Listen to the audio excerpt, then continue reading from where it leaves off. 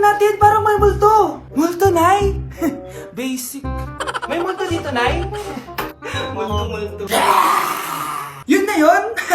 Hindi ka natakot? Hindi. Pangit mo. May kumakatok.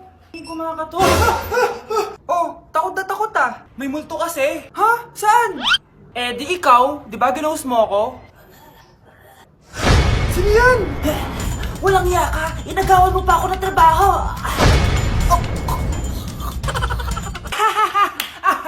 Anak, tingnan mo tong balita. Hiwalay na daw yung Katniel. Tingin nga na baka fake news lang yan ha. Pinost ni Catherine. Hindi. Hindi pwede mawala ang Katniel. Di niya. Catherine, bakit niyo ginawa sa amin to? Okay na ito. Breaking news! Walang pasok on all levels dahil hiwalay na ang Katniel. Pati sa balita ang OA, kala mo di ka nanonood ng movie ng Catherine ha? Umiiyak ka pa nga eh. Ayun na, nakakakilig naman. Wala nang nangyari. Hindi ka mamamatay. Oo na, die hard fan ako ng Katniel. Hindi.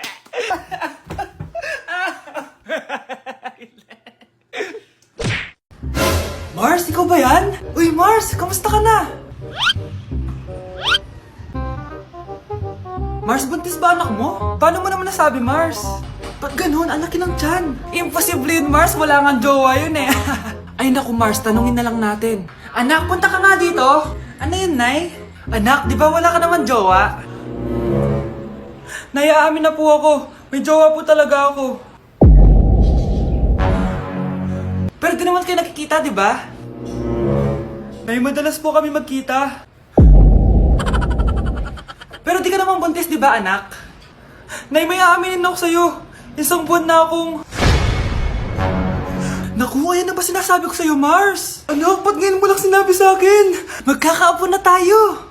Nagdadalang tae. Nawawala na naman yung pera ko. Anak, sumama ka sa akin. Pupunta tayo sa mangkukulam. Bakit po, Nay? Ipapakulam ko yung nangingialam ng pitaka ko. Palagi kasi nawawala ng pera eh. Baka ginagastos yun, Nay, kaya nawawala. Kumanda talaga sa akin yan. Tara na. A few moments later. Tao po. Sino yan? Nay, uwi na tayo. Nakakatakot siya. Manahimik ka dyan. Ikaw papakulam ko, sige. Anong kailangan nyo? Palagi kasi nawawala ng pera tong pitaka ko. Ipapakulam ko sana kung sino yung nangunguha ng pera dito. Sige. Kung sino man ang kumukuha ng pera sa pitaka niya ay mapaparusahan. Nay, wag mo nang ituloy. Humanda ka sa akin kung sino ka man. Tutusukin ko na. Sakit ng tiyan ko. Sakit ng ulo ko. Ikaw yung nangunguha ng pera sa pitaka ko? Hindi, Nay. Bakit ikaw yung nasasaktan? Baka may nakain lang ako kanina. Pahirapan mo pa siya lalo. Eto na ang matinding parusa. Tumahol ka na parang aso. Oh, ayan na ang sagot mo. Walang iya ka, Kyle. Ikaw pala kumukuha ng pera sa pitaka ko? Nay, sorry. Humanda ka sa akin. Halika dito. Nay, wag po. Halika dito. Itatali kita. Nay, sorry. Hay, bayad niya. Anak, ready ka na ba sa prom niyo bukas? Nay, bakit ba laging ganito? Kapag may mga special day, doon ako nagkakapimple. Diyos ko ka, anak. Nagpuwit ka na naman siguro, no? Eto anak, gamitin mo tong Glad to Glow Acne Spot. Ginagamit ko to dati at talagang effective, anak. Kasi meron tong centella at 2% salicylic acid. For sure, healed na yung pimple mo overnight. Ilagay mo lang to directly sa area na may pimple. Because this Glad to Glow Acne Spot dries acne in one night only and helps to reduce acne marks. Sana mawala na to bukas. Prom na namin! Yes! Wala na yung pimple ko! Diba? Sabi ko sa'yo, anak eh. Mother knows best talaga. Eto na, Nay. Ready na ako maging prom queen. Nak, okay ka lang? Pagod na ako mag-aral, Nay. Sige, anak. Pahinga ka muna, ha? Ay! Yung niluluto ko! Anak, kain na dito! Sana matuyo to agad para masuotan ng anak ko bukas. Ayan, tuyo na! Anak, suot mo na tong uniform mo! Anak, sandali. Sorry kung ito lang yung mabibigay kong bawon sa'yo, anak, ha? Bawi ako next time. Ito lang kasi yung kinita ni nanay, eh. O anak, yung project mo, wag mo kakalimutan, ha? Sige na, ingat ka. Kaya ko to. Makakapagtapos ako. Hala, bukas na pala pasahan nito. So, ano na balita ng revision ng thesis natin, Samantha, ha? Babe, ano ba? So, ano na balita sa revision ng thesis natin, Samantha, ha? Hala, di ko pa nagagawa yung thesis namin. Nagka-emergency kasi. Sus, emergency? Kasama mo lang naman jowa mo. Tanggalin kita sa group dyan, eh. Patay, lagot ako neto, babe. Paano niyan tayo? Ay, mga bes, huwag kayo mag-away-away, ha? Kumalma kayo. Sabayin niyo muna ako, ha? Jopay. Kumusta ka na? Huwag ka nang mawala. Ngayon, Teka, si Scarlett ba yun? dadalhin kita sa aming bahay. In fairness, ang ganda ng boses mo, be. Di tayo aalis tayo. Sa tunay na mundo. O, diba? Kumalma rin kayo. Ang fun kasi magkanta-kanta dito sa bus. Tapos, nakakaaliw pa yung mga filters. Buti na lang talaga, magaganda yung mga boses natin, mga bae. Truly! Wala pang ginawa sa Scarlett, oh. Ikaw, Scarlett! Nasaan yung RS mo, ha? Ay, sorry. Wala din pala ako. Wait lang, gagawin ko na, ha? Sorry na. Pwede ba? Hala, nalipat na naman ako ng classroom. Bakit kinder yung nakalagay dito? Saan yun? Ba't puro mga bata yun nandito? Hi mga bata! Ang lesson natin ngayon ay addition. Sino dito ang makakasagot ng 1 plus 1? Ang dali naman ng lesson dito. Ma'am, 1 plus 1 is equals to 2. Correct! Mga bata, 5 claps para kay Scarlett. Hindi niyo ba alam yun? Mga bata, science na tayo ha. Ilan ang planeta sa solar system natin? Ba't walang nagtataas ng kamay?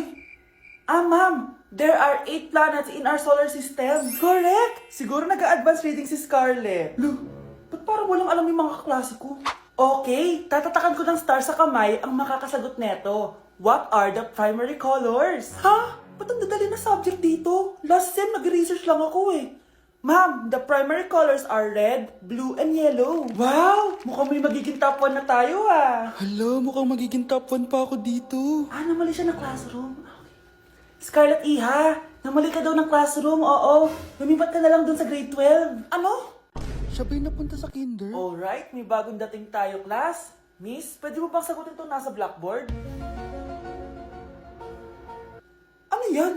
Madali lang yan. Madali? Sir, babalik na lang pala ako sa kinder. Buti ba doon magiging top 1 ako? Bye! Hello, nalipat na naman ako. Nasaan na naman yun? Ha? Kailan pa nagka-aircon sa classroom namin? Alamig. Class, bring out your iPad and Apple Pencil. Mag-lecture tayo, okay? Kopyahin niyo yung nasa projector. Ano daw? iPad na gamit ngayon? Grabe, ang yayaman naman ng mga tao dito. Ma'am, pwede mo ba ako magsulat sa notebook? Ha? Wala kang iPad? Class, di ba nasa school requirement natin na dapat may iPad kayo, okay? So, babalik ka na sa nanay mo. Di na uso yung notebook dito. Wala naman kami pambili nun eh. Oh, class, i-share nyo naman kung saan kayo pumupunta tuwing weekends. Ma'am, nasa Japan po kami tuwing weekends kasi malamig dun tapos may snow pa. Ma'am, sa Paris po kami. Nandun po kasi yung Eiffel Tower tapos sila mami po kasi mahilig mag-shopping dun eh. Lu, ang bongga naman ng mga to. Oh, ikaw Scarlett. Sa kwarto ko lang po, ma'am. Kailangan po ba umalis? Hindi naman. Siguro mas gusto ni Scarlett yung nagpapahinga siya sa magandang kwarto niya. Class, magkukulak ako ng class funds ha? 1,000 each student lang. Ha? 1,000 yung class funds dito? Ma'am, card po yung mode of payment ko. Sure, patap na lang. Ayan. Ma'am, ako din po card. Ayan, okay na. Wala na akong pera. Ma'am, pwede ba ako bumalik sa dati kong school? Ang yayaman kasi ng mga tao dito eh. Ay, ganun ba? O sige, i-drop na lang kita ha? O ito po ma'am, card na lang. National ID. Mars, ikaw ba yan? Uy, Mars, kamusta ka na? Mars, buntis ba anak mo? Paano mo naman nasabi, Mars? Ba't ganun? Ang laki ng tiyan. Imposible yun, Mars. Wala nga jowa yun eh. Ay naku, Mars. Tanungin na lang natin. Anak, punta ka nga dito. Ano yun, Nay? Anak, di ba wala ka naman jowa? Nay, aamin na po ako. May jowa po talaga ako. Pero di naman kayo nakikita, di ba? Nay, madalas po kami magkita. Pero di ka naman buntis, di ba, anak? Nay, may aaminin ako sa'yo. Isang buwan na akong... Naku, ayan na ba sinasabi ko sa'yo, Mars? Anak, ba't ngayon mo lang sinabi sa akin? Magkakaapo na tayo. Nagdadalang tae. Nay! Yes, anak? Si tatay po kasi nakita ko po ng isang araw may kasamang ibang babae. Humanda yung tatay mo sa akin. Few moments later. Mars! Uy, Mars, anong ginagawa mo dito? Mars, may problema ako. Ano yun, Mars? Pinalayas ako sa amin, Mars. Hala, bakit ka pinalayas? Nalaman nila na buntis ako. Buntis ka, Mars? Mars, di ko alam gagawin ko. Kalma ka lang, Mars. Mars, pwede bang dito muna ako manirahan? Ha? Ba't di na lang doon sa nakabuntis sa'yo? Yun na nga, Mars. Nandun ba asawa mo? Wala siya dito. Bakit mo hinahanap, Mars? Eh, sabi mo doon sa nakabuntis sa akin. Ha? Si tatay po kasi nakita ko po ng isang araw may kasamang ibang babae. Walang iya ka, Mars! OMG, grabe yung baha, oh. For sure, marami naman nakurakot si Dad. Paldo! Oh, Cheska, ba't ang aga mo? Di ba traffic kasi baha? Ay, opo ma'am, baha nga po eh. Kaya pinag-helicopter na ako ni Daddy para safe ako. Kawawa nga po yung mga tao eh. Wow, sana all. Yes Daddy? Opo, nandito na po ako sa school. Yung baon ko 1 million ha, send mo na. Ha? 1 million yung baon niya? No! Binasa mo yung Chanel bag ko! Sorry, Cheska. Alam mo ba kung magkano to, ha? 600,000 to! Mas mahal pa to sa bahay nyo! Napakamahal naman yan. Whatever. Papabili na lang ulit ako. Salamat ka, mabait ako. Nahiya naman tong 300 peso ng bag ko. Be, tara sa kantin. Nag-crave ako ng siomay tsaka ng kwek-kwek. Tara. Pwede bang sa Wolfgang na lang tayo mag-lunch? Hindi kasi ako sanay sa mumurahing pagkain. Be, anong kala mo sa akin? Anak ng CEO? Ano ba yan? Hindi ba kayo binibigyan ng allowance ng daddy nyo? Ako na nga lang. Hindi ka naman ganyan dati. Okay, class. Si Cheska na ang bago natin treasurer. Ma'am, wag si Cheska. Kukurakutin niya lang yung class funds natin. Parang tatay niya. Flood control, ayaw. Gastos, gusto. Kaya mayaman si Cheska kasi korap ang pamilya niya. Ang laki ng tax na binabayaran ko. Sa Disney Princess pala natin napupunta lahat. Habang kami, binabaha na dito. Ikaw pa helicopter lang. Wow, napaka-lavish mo naman. Tsaka, pairam muna ako nito Chanel bag mo ah. May ambag din ako dito, no? Hindi kami titigil hanggat walang nakukulong. Deserve niyong magdusa.